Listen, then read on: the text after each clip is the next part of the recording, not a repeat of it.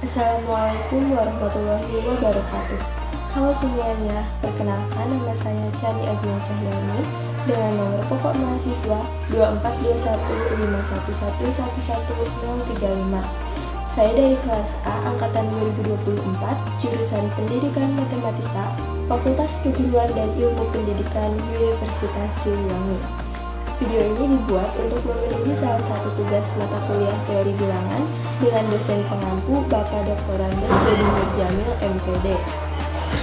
Baik, jadi pada kesempatan kali ini saya akan memaparkan terkait asbabun nuzul dari surat Al-Kahfi, kemudian keutamaan-keutamaan surat Al-Kahfi, dan juga nanti di akhir video akan membacakan surat Al-Kahfi ayat 1-10 beserta isi kandungannya.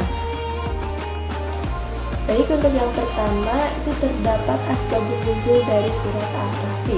Menurut Ibnu Katsir, asbabun nuzul surat Al-Kahfi itu berkaitan dengan pertanyaan kaum Quraisy terkait dengan kenabian dari Nabi Muhammad SAW kepada para pendeta.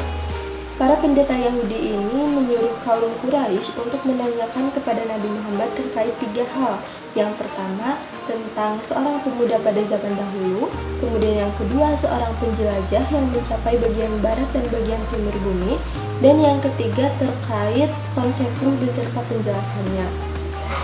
Nah, jawaban Nabi Muhammad atas pertanyaan-pertanyaan tersebut akan membuktikan kenabian beliau. Lalu setelah dipertanyakan, Nabi Muhammad berjanji akan menjawab pertanyaan tersebut pada esok harinya. Namun setelah 15 malam, Nabi Muhammad tidak juga mendapatkan wahyu, sehingga beliau belum dapat menjawab pertanyaan dari kaum Quraisy tersebut. Hal tersebut sangat mengejutkan Mekah dan juga membuat Nabi Muhammad bersedih karena beliau belum dapat menjawab pertanyaan tersebut. Kesedihan beliau terus bertambah ketika mendengar olok-olok dari penduduk Mekah. Namun akhirnya malaikat Jibril pun datang dengan membawa wahyu, yaitu surat Al-Kahfi, sebagai bentuk teguran atas kesedihan Nabi Muhammad dan juga sebagai jawaban atas pertanyaan dari kaum Quraisy terkait dengan seorang pemuda, seorang penjelajah, dan juga tentang konsep ruh. Nah, itu dia asbabun nuzul dari surat Al-Kahfi. Dan selanjutnya, surat Al-Kahfi juga memiliki banyak sekali keutamaan. Keutamaan tersebut diantaranya, yang pertama, akan terhindar dari fitnah Dajjal. Kemudian yang kedua, akan dipancarkan cahayanya pada hari kiamat. Yang ketiga, dosa di antara 2 Jumat akan diampuni. Yang keempat, akan mendapatkan keridhaan dari Allah SWT. Dan yang kelima, akan mendapatkan petunjuk juga bimbingan dari Allah SWT. Nah, yang selanjutnya, saya juga akan menjelaskan terkait isi kandungan dari surat Al-Kahfi dari ayat 1 hingga ayat 10. Mungkin langsung saja untuk ayat yang pertama dari surat Al-Kahfi ini menjelaskan bahwasanya Allah memuji dirinya sebab dialah yang menurunkan kitab suci Al-Quran kepada Nabi Muhammad SAW sebagai pedoman hidup yang jelas. Melalui ayat-ayat Al-Quran, Allah memberikan petunjuk kepada kebenaran dan jalan yang lurus. Ayat Al-Quran ini membenarkan dan mengukuhkan ayat-ayat lainnya sehingga tidak akan menimbulkan keraguan-raguan. Nah, Nabi Muhammad SAW yang menerima wahyu ini kemudian akan menyampaikan ayat Al-Quran kepada umat manusia. Untuk ayat yang kedua ini menerangkan tentang Al-Quran itu merupakan suatu bimbingan yang lurus, di mana Al-Quran ini tidak melebih-lebihkan di dalam memuat peraturan-peraturannya. Selain itu, Al-Quran juga diturunkan kepada Nabi Muhammad untuk memperingatkan orang-orang kafir akan kekufuran dan keingkaran mereka. Dan mereka itu nantinya akan diberikan azab yang besar oleh Allah Subhanahu wa Ta'ala. Kemudian juga memberikan kabar gembira kepada orang-orang mukmin dan yang suka mengerjakan amal soleh, bahwasanya mereka akan mendapatkan pahala yang sangat besar oleh Allah Subhanahu wa Ta'ala. Untuk ayat yang ketiga ini menjelaskan bahwa orang-orang mukmin itu akan mendapatkan balasan berupa surga, yang dimana mereka akan menempati surga tersebut selama-lamanya. Mereka tidak akan dipindahkan dari surga itu, sesuai dengan janji Allah Subhanahu wa Ta'ala kepada mereka. Nah, untuk ayat yang keempat ini Allah Subhanahu wa taala kembali menerangkan bahwa tugas dari Rasulullah SAW adalah untuk mengingatkan orang-orang kafir akan kekufuran mereka. Terutama bagi orang-orang kafir yang menyebutkan bahwa Allah Subhanahu wa taala itu memiliki anak. Nah, mereka itu terbagi menjadi 3 golongan. Yang pertama, ada golongan musyrikin Mekah atau Arab yang mengatakan bahwa malaikat-malaikat adalah putra Tuhan. Kemudian yang kedua, ada golongan Yahudi yang mengatakan bahwa Uzair adalah putra Tuhan. Dan yang ketiga, golongan Nasrani yang mengatakan bahwa Isa adalah putra Tuhan.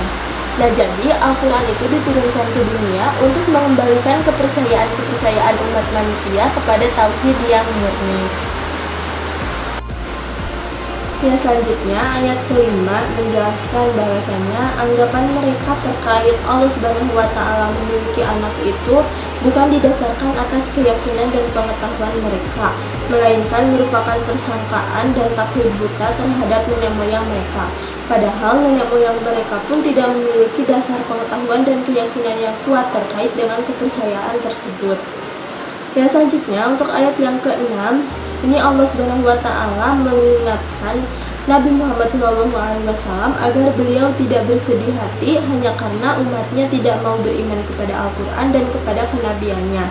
Hal tersebut tidak patut untuk membuat Nabi sedih dikarenakan tugas beliau hanyalah menyampaikan wahyu dari Allah Subhanahu wa taala. Selebihnya, kesediaan jiwa mereka untuk patuh atau tidaknya terhadap Al-Quran itu bergantung kepada petunjuk dari Allah Subhanahu wa taala. Untuk ayat yang ke-7 menjelaskan bahwasanya semua yang ada di bumi ini merupakan perhiasan dari bumi itu. Misalnya, binatang atau tumbuh-tumbuhan yang terdiri dari berbagai jenisnya yang ada di daratan maupun di lautan, ataupun barang-barang tambang yang beraneka ragam.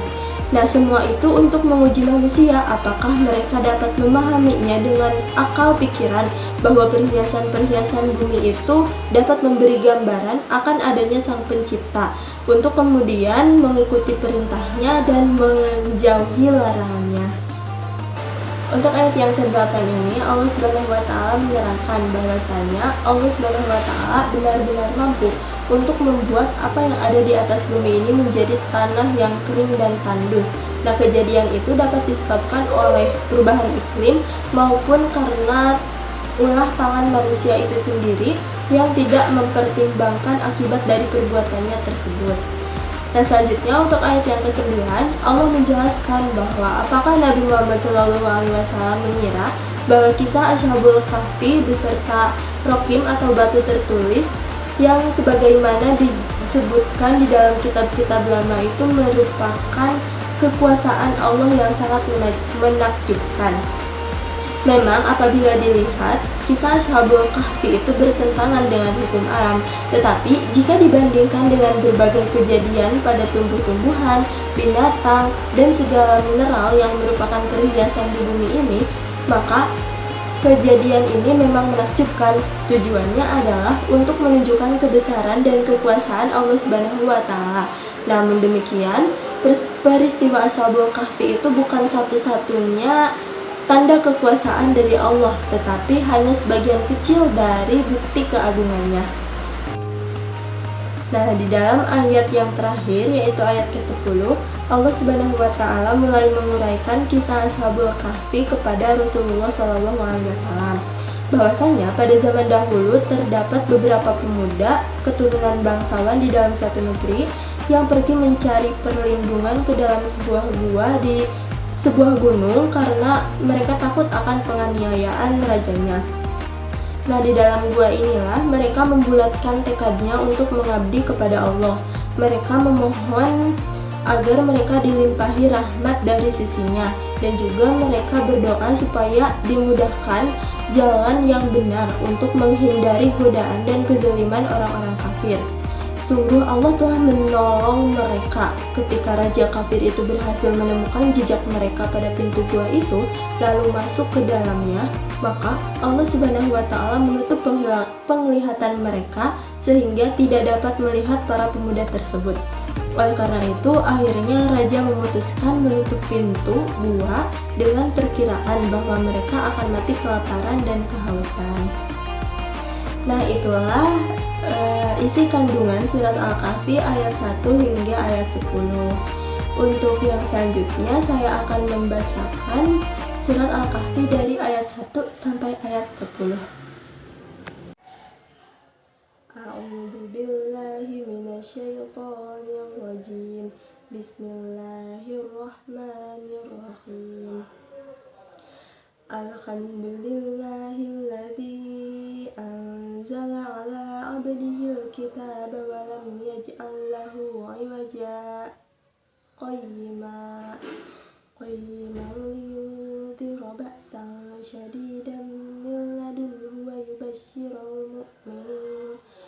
yubashshiral mu'minina alladzina ya'maluna sholihati anna lahum ajran hasana makithina fihi abada wa yundhirul ladzina qalu ittakhadallahu walada ma lahum bihi min ilmin wala liabaihim kaburat kalimatan takhruju min afwahihim yaquluna illa kadiba fala'allaka bakhi'un nafsaka ala atharihim illam yu'minu bihadzal hadithi asafa inna ja'alna ma'alal ardi zinatan laha linabluwahum ayyuhum ahsanu amala wa inna laja'iluna ma'alaiha sa'idan juruza am hasibta anna ashabal kahfi warraqimi kanu min ayatina ajaba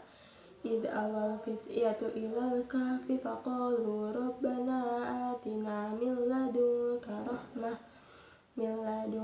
rahmatan wa hayyi' lana min amrina rasada. Shadaqallahul azim. Sekian pemaparan dari saya terkait asbabun nuzul surat Al-Kahfi, keutamaan surat Al-Kahfi, dan juga isi kandungan dari surat Al-Kahfi ayat 1 hingga 10. Terima kasih atas segala perhatiannya dan terima kasih sudah menonton. Mohon maaf apabila ada kesalahan dan juga kekurangan. Wassalamualaikum warahmatullahi wabarakatuh.